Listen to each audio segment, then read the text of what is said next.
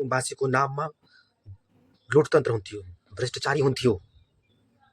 अपाङ्गहरूलाई पनि छोडेन, टहरा बनाएर भाडा लगाउँथ्यो, पैसा असुल थियो, त्यहाँ किनबेच हुन्थ्यो।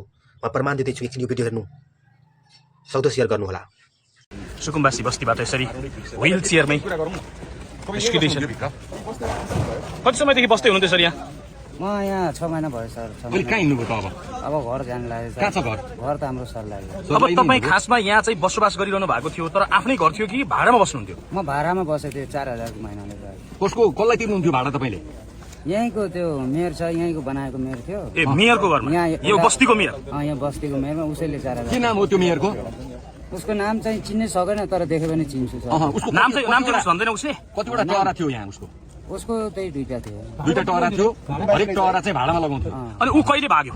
ऊ अस्ति नै आज 2 दिन भयो, 2 दिन यहाँबाट भयो। तपाईहरु जस्ता व्यक्तिहरूलाई भाडामा लगाएर पैसा खाने, बाहिर बस्ने अनि सरकारलाई धम्क्याउने। पछि सामान्य मेरो कतिचोटि फाल्दियो, अनि यहाँ यत्रो पैसा भएर लगाएको अनि दिनै पर्छ भनेर मेरो कतिचोटि बिजोग पार्दै नि सर। बल्सी घाटमा पनि बसेको थियो, त्यहाँ पनि के भन्छ त्यहाँको वडा अध्यक्ष दीपक हैन, उहाँले पनि मलाई गाह्रो गरेको थियो। ए, बस्तीमा वडा अध्यक्ष मेयर सबै हुन्छन्?